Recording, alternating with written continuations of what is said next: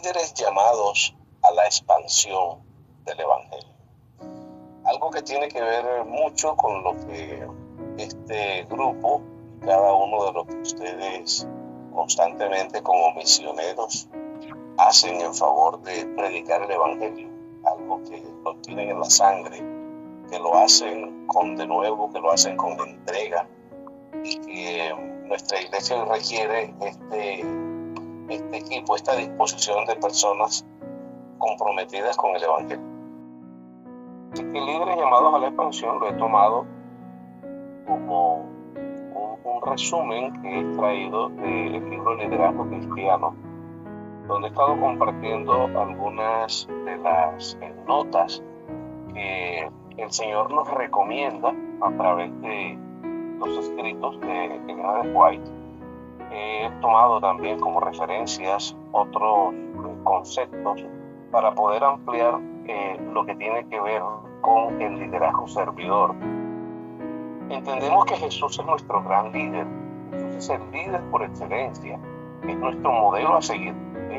Y todo creyente, todo discípulo, toda persona que tenga el deseo de ser un líder servidor, sí o sí tiene que tener a Jesús como su líder de ejemplo. Es el líder de la sabiduría, es el líder de la visión, es el líder que nos enseña humildad, amor, pasión, entrega, nos enseña a darle aliento a los demás, pero sobre todo es ese líder servidor con el cual nosotros tenemos que identificarnos.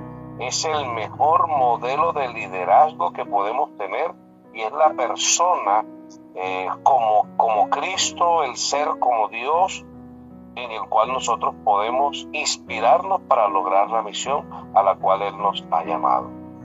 Muchas veces de tanta predicación que nosotros compartimos, valdría la pena preguntarnos, hermanos, ¿qué llega a significar Jesús para ti? Además de que creemos firmemente que Jesús es nuestro Redentor, es nuestro sanador, es nuestro sustentador y es nuestro Salvador. Nuestro Señor Jesús debe llegar a constituirse en una experiencia más directa, más íntima también en la vida nuestra. Se supone conocemos un poquito más, que estudiamos un poquito más, que nos preparamos para compartir a Jesús con toda persona que nos encontremos. Pero ¿cuál es ese significado intrínseco que llega a establecerse en tu corazón cuando dices como líder, como persona, qué significa Jesús para mí? ¿Qué es lo que le compartes a otros cuando te preguntan, bueno, usted me habla de Jesús tu Salvador, de Jesús tu sanador, tu Redentor, pero en sí, ¿qué significa Jesús para ti? En el libro de Mateo, el capítulo 20, el versículo 26, está establecido el concepto de liderazgo servidor. Dice el evangelista Mateo: mas entre vosotros no será así, sino que el que quiera hacerse grande entre vosotros será vuestro servidor. Lo que indica que si usted quiere ser líder, usted lo primero que tiene que hacer, indudablemente, es servir. En el libro de Juan, capítulo 15, versículo 16, el Señor nos da el verdadero concepto del líder que es elegido por Dios, cuando dice: no me elegisteis vosotros a mí, sino que yo os elegí a vosotros. A veces tenemos el concepto, hermanos, de que es que yo busco al Señor porque yo sí estoy titulado, porque yo sí comprendo mejor la Escritura, yo estudio más. No, nosotros de nuestra naturaleza afectada por el pecado no nace el deseo de Dios. En nosotros nace el deseo cuando el Señor es el que viene, el que nos elige primero. Él es el que corre, Él es el que abre los brazos, Él es el que se esmera por desesperadamente venir a nosotros. Por eso dice: no me eligieron ustedes a mí, yo los elegí a ustedes y yo los he puesto para que vayan y lleven frutos y vuestro fruto permanezca, para que todo lo que pidamos al Padre en mi nombre, Él lo dé. Concepto claro del liderazgo: un líder es elegido por Dios. Yo no digo, es que yo voy a ser líder, es que yo quiero ser líder. No, Dios te llama, Dios te elige, Dios toma a la persona, recordemos el pasaje que está referido hacia esos 12 hombres. Dios toma a los hombres tales y como son. Cuando Dios escoge a los discípulos, los escoge con toda su problemática. Si hubiésemos tenido nosotros que evaluar hoy a qué personas hubiese tenido que escoger el Señor para sacar adelante la iglesia, créanme que ninguno, por lo menos uno solo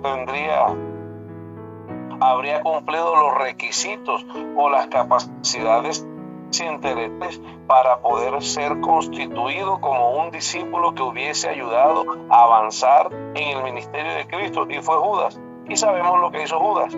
¿Por qué? Porque es que todos los 11 restantes tenían una cantidad de defectos, pero Dios en medio de sus defectos los toma. Por eso dice este pasaje poderoso: Dios toma a los hombres tales y como son, con los elementos, con los defectos de su carácter, y los prepara para su servicio, si quieren ser disciplinados y aprender de Él. No los toma porque sean perfectos. No somos elegidos porque seamos perfectos, sino a pesar de nuestras imperfecciones. Así que para Dios, el verdadero líder es un líder que estaba lleno de imperfecciones, estaba lleno de defectos, pero que así Dios lo llama para Él moldearlo. Por eso dice entonces: yo los elegí a ustedes y los he puesto para que lleven mucho fruto. Eso, hermanos, definitivamente es poderoso. Ahora, ¿estamos nosotros listos para considerar por lo menos estas cláusulas? Les voy a hacer unas preguntas para que ustedes las tomen como nota, para que ustedes las consideren y para que podamos profundizar en ellas un poco más. Número 1. ¿Creen ustedes que nuestra iglesia carece de problemas de liderazgo? Número 2. ¿Ustedes notan que hay discordia a veces en el liderazgo de la iglesia? Número 3. Como líder, ¿cambiarías algunas cosas que a tu modo de ver no están bien? Número 4. ¿Qué crees que impide el desarrollo de la iglesia? Número 5. ¿Pueden los líderes tener desacuerdos en los planes de la iglesia? Palabras o preguntas que están enfocadas, muchas de ellas, en cuestionar para bien, porque todo lo que vamos a analizar basado en la palabra de Dios y en los consejos que nos regala el Señor a través de su sierva, vamos a mirar en detalle si a nosotros nos implica como líderes, obviamente, tomar cartas en las cosas que están pasando a nuestro alrededor, porque para ninguno es un secreto que todo lo que nosotros hemos venido predicando por años con respecto a los acontecimientos finales es una realidad, y eso se está cumpliendo a nuestros ojos. Pero vamos a entrar un poquito en nuestro espacio, en nuestro así comúnmente llamado zona de confort. Vamos a entrar a nuestra iglesia, porque vamos a considerar el concepto dentro de la iglesia, sobre todo dentro del liderazgo que cada uno de los que estamos aquí reunidos ejercemos para el Señor. Vamos a mirar estas competencias y vamos a ir a la palabra del Señor. El liderazgo se entiende, ¿no?, que es la capacidad de involucrar y movilizar a la gente para enfrentar con éxito todos los problemas serios que la iglesia tiene cada día. Valdría la pena preguntar aquí: ¿usted cree que la iglesia en su todo tiene algún problema? Les voy a dejar como tarea unas tareas que seguramente nos ponen a profundizar más lo que vamos aprendiendo. ¿Cree usted que la iglesia tiene un problema? Sí, hay un problema general. Hay un problema general. Y el problema general de la iglesia está descrito en 3 capítulos del libro de Isaías. En el capítulo 52 capítulo 54 y capítulo 60 en su primera línea. Si ustedes miran rápidamente la Biblia allí conmigo, van a encontrar que el capítulo 52 es un mensaje para la iglesia donde le dice el profeta: despierta, despierta. Primera línea, nada más, no miren la otra para que no se asusten, ¿sí? Solo la primera, despierta. En el capítulo 54 encontramos una declaración interesante también, considerada como un problema de la iglesia: regocíjate, estéril. Un mensaje para el pueblo de Dios. Y en el capítulo 60 encontramos uno de los versículos que más nos gusta compartir: levántate y resplandece porque ha venido tu luz. Entonces, si nosotros hiciéramos un análisis rápido de cuál es la problemática que tiene nuestra iglesia en este momento, podríamos hallar a la luz de estos 3 capítulos de la Biblia que encontramos a una iglesia a la que se le está diciendo despiértate, una iglesia a la que se le está diciendo regocíjate, una iglesia a la que se le está pidiendo a gritos levántate. Ese despertar, ese regocijarse, ese levantarse, es una necesidad urgente que hoy la iglesia tiene que despertar, tiene que creer que se puede dar fruto, tiene que dejar de pensar que va a estar arrinconada todo el tiempo, tiene que salir de su zona de confort, y para eso cada uno de nosotros ha sido llamado, para cumplir esa parte. El liderazgo hoy nos lleva al concepto de reconocer que hay dinámicas ocultas, claro que sí, que necesitamos modelar el enfoque de la iglesia en este tiempo del fin, y que nosotros como líderes tenemos que motivar a toda la iglesia a que se involucre, a que se movilice, a que reconozca que necesitamos despertar del letargo espiritual en el que nos podemos encontrar. Yo he manejado en mi distrito, en la iglesia central de Cartagena, donde estamos ministrando, 3 frases que las he ido socializando fuertemente con la iglesia. 3 frases que se han constituido en una bendición para todo el equipo de miembros de la iglesia. Ese mensaje, o esas 3 frases son las siguientes. Número 1, involúcrate. Tienes que involucrarte. Si no te involucras, las cosas no podrán funcionar. Necesitas involucrarte. Una iglesia donde los miembros se involucran es una iglesia con compromiso. Es una iglesia cuya dinámica se nota más. Una iglesia donde la gente se involucra es una iglesia participativa. Es una iglesia donde nadie va a quedar rezagado sin hacer nada. Amén. Para ello viene la segunda frase, acción. Todos necesitamos, una iglesia involucrada es una iglesia que va a estar constantemente en acción. Pero para la acción la iglesia necesita una tercera, que es quizá la que rodea todo esto de involucrarse y accionar, y se llama unidad. Una iglesia unida es una iglesia que se involucra y una iglesia que actúa. No es posible que tengamos personas todo el tiempo sin de pronto darles la oportunidad de ayudarlas a desarrollar ese don o esa capacidad que el Señor les ha dado, y que muchas veces nosotros solamente enfocamos hacia algunas personas. No, la iglesia tiene cualquier cantidad de personas con muchas capacidades. Por eso necesitamos ayudar al que es temeroso a que se involucre, a que accione, pero a que se una al grupo. Para ello, para poder lograr la unidad, obviamente tenemos que manejar este tipo de actividades como las que ustedes realizan. Vamos a tener nuestros momentos de oración, vamos a capacitar al hermano, vamos a motivar a aquel que está allí quieto, que lo vemos pasivo. Bueno, porque hay personas que también tienen su don y ese don en algunos es pasivo. Y quisiéramos a veces que todos fueran sanguíneos, vamos a empujarnos, vamos a hacer, vamos a comprometernos. A veces no suele ser así. Hay algunos que tienen unos dones pasivos, pero es el deber nuestro involucrar a la gente.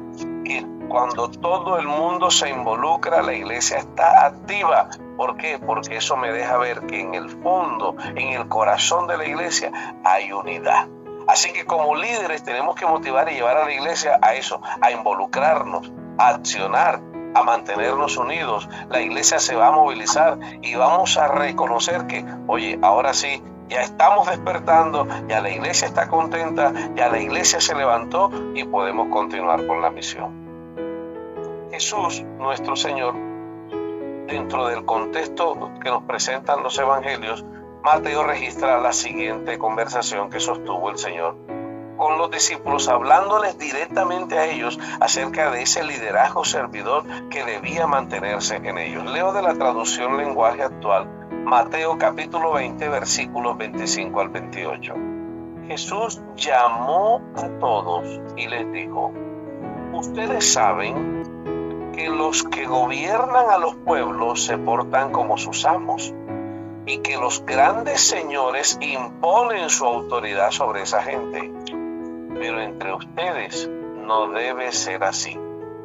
Al contrario, si alguno de ustedes quiere ser importante, tendrá que servir a los demás. Si alguno quiere ser el primero, deberá ser el esclavo de todos. Yo, el Hijo del Hombre, lo hago así. No vine a este mundo para que me sirvan, sino para servir a los demás. Vine para dar mi vida por la salvación de muchos. ¡Qué extraordinario! Ese es el mejor ejemplo del líder servidor. Miren lo que encontré en Obreros Evangélicos, página 439. Hoy se requieren líderes con corazón, con cabeza, con manos y con hábitos. Así lo refiere la sierva de Dios. Actualmente, la causa de Dios necesita hombres y mujeres que posean raras cualificaciones y buenas facultades de administración, que hagan una investigación paciente y cabal de las necesidades de la obra, que tengan una gran capacidad para el trabajo, que posean corazones cálidos y bondadosos, cabezas serenas, buen sentido y juzguen sin prejuicios. Que estén santificados por el Espíritu de Dios y que puedan decir intrépidamente no o sí y amén a las propuestas que se hacen. Que tengan fuertes convicciones, claro entendimiento y corazones puros, llenos de simpatía, que practiquen las palabras dichas por el Señor, registradas en Mateo 23:8, todos sois hermanos, y que procuren elevar y restaurar a la humanidad caída. Amén. Hermanos, esto es urgente, pero para esto se necesita las tres frases que mencioné anteriormente. Hay que involucrarse, hay que accionar, pero para esto necesitamos unidad entre todos los que estamos allí. Como líderes y como predicadores, como personas con responsabilidades en la iglesia, estamos expuestos a dos tentaciones que debemos evitar, y se llaman el orgullo y el temor. Cuando somos temerosos, a veces nos protegemos por todos lados. Los líderes temerosos se esconden detrás de sus puestos, no pasan las informaciones. Hay líderes que intimidan a otros, hay líderes que controlan y viven controlando todo, hay líderes que no animan a la retroalimentación honesta. Es necesario que, si usted Dios lo ha colocado como un líder, practique ojalá todo lo contrario a lo dicho aquí, ¿sí? Ninguno tiene que andar protegiendo el puesto que tiene, no, haga su labor, hágala bien, hágala para Dios, no la haga para los hombres, no la haga para los pastores, no la haga para un líder en específico, no hágala para el Señor, porque cuando nosotros hacemos las cosas para Dios, hermano, Dios recompensa de una manera incalculable, y ustedes son testigos vivenciales de eso. Demos a conocer las cosas que hay que informar, informemos, tratemos siempre con humildad, con amor, con nobleza, con cariño, alimentemos a la grey, alimentemos al grupo, alimentemos a la iglesia, a quienes han sido puestos a nuestro cuidado. Ministerio Médico Adventista, en la página 164 y 165, está esta frase bastante fuerte: ¿quién puede liderar? Dice, quien está a la cabeza de cualquier trabajo en la causa de Dios debe ser inteligente, capaz de administrar con éxito grandes intereses, de temperamento apacible, paciencia como la de Cristo y perfecto dominio propio. Solo quien tenga su corazón transformado por la gracia de Cristo puede ser un dirigente adecuado. ¡Qué maravilloso! Amén. O sea, tengo que ejemplificar en mi vida el carácter de Jesús. Si mi corazón llega a ser transformado por Cristo, por su gracia misericordiosa, entonces lograré llegar a ser un dirigente adecuado. Es por esa razón quizá que tenemos que entender, hermanos, que el liderazgo es la capacidad de transformar, porque es que Dios nos llama a veces, claro, con muchas faltas, con muchas necesidades, con muchas cosas difíciles en nuestra vida para cambiar. Y en la medida en la que vamos conociendo y acercándonos, Dios va transformando eso que encontró en nosotros para que sea como Él lo quiere. Porque es que no es, claro, Dios respeta nuestra individualidad, pero Dios siempre va a querer algo mejor para ti. No para que te quedes donde Él te encontró, no, porque no es el interés de Él. El interés del Señor es llevarnos a donde Él quiere que estemos. Hábitos del líder. ¿Qué hacemos nosotros con nuestros hábitos? El libro de Marcos, me encanta este pasaje de Marcos, el capítulo 6, refiere uno de los momentos del cual podemos aprender mucho para que nosotros como líderes pongamos en práctica estos ejemplos. Marcos capítulo 6 dice el versículo 45 en adelante al 53. Al 52 dice, enseguida hizo Jesús entrar en la barca a sus discípulos e ir delante de él, o sea, vayan adelante ustedes, a Betsaida, en la otra ribera, entre tanto que él despedía a la multitud. Y después que los despidió, se fue al monte a orar. Al llegar la noche, la barca estaba en medio del mar y él solo en la tierra. Viéndolos remar con gran esfuerzo porque el viento les era contrario, cerca de la cuarta vigilia de la noche, vino a ellos andando sobre el mar y quería adelantárseles. Viéndolo ellos andar sobre el mar, pensaron que era un fantasma y gritaron. Me imagino ese grito, ¡ah!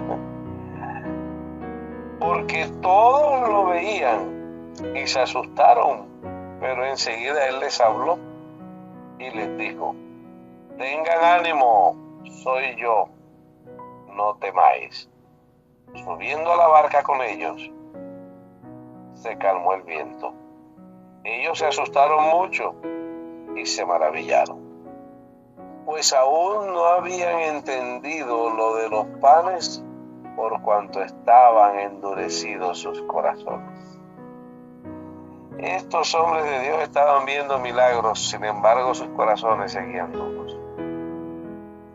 Diariamente, hermanos, los líderes servidores efectivos recalibran su compromiso con la visión, con el futuro deseado y con los valores a través de 5 disciplinas practicadas por Jesús referidas en el pasaje que acabamos de leer. Número 1, la soledad. Dedicar tiempo a solas con Dios. Cuán importante no es solamente que nosotros nos reunamos para compartir, sino el tiempo que nosotros dedicamos a solas con el Señor. Esos momentos íntimos. 2, la oración. Una cosa es dedicar tiempo a solas con Dios y otra cosa es la oración. Porque en la oración hablamos con Dios. La intimidad, que viene a ser la primera parte, que hace parte de lo que es la soledad, es como cuando usted está contemplando a esa persona que usted ama. A veces no necesitas estar hablando todo el tiempo. A veces solo necesitas estar allí, cercano a la persona, extender tu brazo, darle un abrazo, sin decir una sola palabra. Eso es tiempo. Eso es tiempo que debemos dedicar también a escuchar, a sentir, a percibir esa dulce voz del Señor. Número 3, almacenar la palabra de Dios. Cuando pasamos tiempo en intimidad, cuando oramos, entonces vamos ahora sí a buscar al Señor. ¿Cuál es la frase, la palabra, el mensaje, la reflexión que Dios me quiere dar hoy? 3, fe en el amor incondicional de Dios. Confiar que la tormenta puede estar muy dura y arrebatando y desbaratando todo, pero mientras mi fe se mantenga inquebrantable, hermanos, voy a ver las bondades de Dios. Y 4, involucrarse en la misión. Reiteramos la importancia de que cada uno de nosotros se involucre en la misión. Quiero compartirles este pasaje de Testimonios para los Ministros. Páginas 167 y 161. Ojalá que el Señor despierte a los que ocupan puestos de responsabilidad para que no emprendan la obra confiando en su propia habilidad, sino en la habilidad de Cristo. Amén. La atmósfera de la iglesia es tan frígida, hermano. Tenemos una atmósfera en muchas iglesias donde el frío mata. El calor de su primer amor está congelado. Y a menos que sean bañados por el bautismo del Espíritu Santo, su candelabro será quitado de su lugar si no se arrepienten y hacen las primeras obras. Las primeras obras de la iglesia se veían cuando los creyentes se buscaban unos a otros, amigos, parientes, conocidos, y con corazón desbordante de amor se contaban las historias de lo que Jesús era para ellos. Acuérdense el pasaje apostólico cuando nos dice: se reunían en las casas, en el templo, compartían, disfrutaban, todos tenían las cosas en común, no había en ellos desunión. Pero hoy muchas veces, no sé si ustedes han sido testigos, supongo que sí, han llegado a iglesias donde se han encontrado con 2 y 3 y 4 bandos. Entonces, si estos son de esta familia, estos se relacionan solo con esta y con la otra, pero están en la iglesia. Y ustedes lo ven hasta en la plataforma. Un día estuve en una iglesia donde alguien me dijo, yo no prediqué, yo acompañé a alguien a predicar a ese lugar, y alguien que estaba a mi lado de esa iglesia me dijo: esos dos que están allá arriba, refiriéndose a 2 ancianos que estaban acompañando al pastor que acompañé a ese lugar a predicar, esos 2 que están allá arriba no se gustan. ¿Cómo así? Le pregunto: ¿cómo así? ¿Por qué? No se gustan porque esas son las 2 familias que mandan aquí en esta iglesia. ¿Cómo es eso? Nosotros no podemos, hermanos, estar en esa pelotera. No, nosotros tenemos que ser familias unidas. Somos una familia unida, una familia que se supone que queremos ir a la eternidad, estar con el Señor. ¿Y cómo es que vamos a estar aquí en la tierra con esos enfrentamientos? No debe ser así. Miren este pasaje también poderoso del manuscrito 55 del año 1897, y es muy delicado este pasaje, les cuento. Es uno de los más fuertes que he podido leer. Dice: los que ocupan posiciones de responsabilidad tienen mucho que aprender. Cuando los hombres sienten que sus ideas no tienen defectos, es tiempo de cambiarlos de su posición a una posición de aprendizaje. Cuando piensan que sus ideas y criterios deberían ser aceptados sin discusión, demuestran que son incompetentes para la posición que ostentan. Dios no ve como el hombre ve. Cualquiera sea la posición a la que sea llamada una persona, no debería considerar que su juicio es perfecto. Amén. Tenemos que estar atentos a lo que otras personas opinan, dicen. El liderazgo cristiano, página 29, el párrafo 2, dice: asegúrese de orar y de intercambiar ideas antes de trazar planes. y luego con el Espíritu de Cristo lleven adelante la obra en unanimidad. Si algún hermano decide no cooperar con sus hermanos y no tiene deseo de trabajar por causa de diferencias de opinión, hay un solo curso de acción a seguir: humíllense delante de Dios y recurran a la oración, porque ustedes no pueden ni deben intentar trabajar en desacuerdo. Tremendo esto. Así pueden haber diferencias, claro que las va a haber, pero las diferencias nos ayudan a enriquecer lo que tenemos que hacer. Una de las cosas que le he dicho siempre a mi iglesia, a mis juntas especialmente: defiende tu idea, defiende tu posición. ¿Te gustaría que ese proyecto que se está lanzando sea con estas circunstancias? Maravilloso, no te detengas. Pero cuando nosotros salimos de la junta, si se votó que no, que debería hacérsele este reparo o este ajuste, oye, vamos para el cielo. ¿Por qué tenemos que salir disgustados? Que si te miro los pies no te miro la cara, que si tú vienes por aquí yo cojo por acá, que si te ponen a trabajar en un departamento con alguien, dicen no, porque es que yo no me gusta esa persona, porque es que esa persona es petulante, repelente, grosera, antipática, orgullosa, todo lo que sea. Pero resulta que muchas veces el problema no lo tiene la otra persona, lo tengo yo. Y si entonces es cierto que la otra persona lo tenga, pues esa persona se va a constituir en el elemento que el Señor va a utilizar a ti. Dios te va a utilizar a ti para ayudarle a cambiar en su carácter.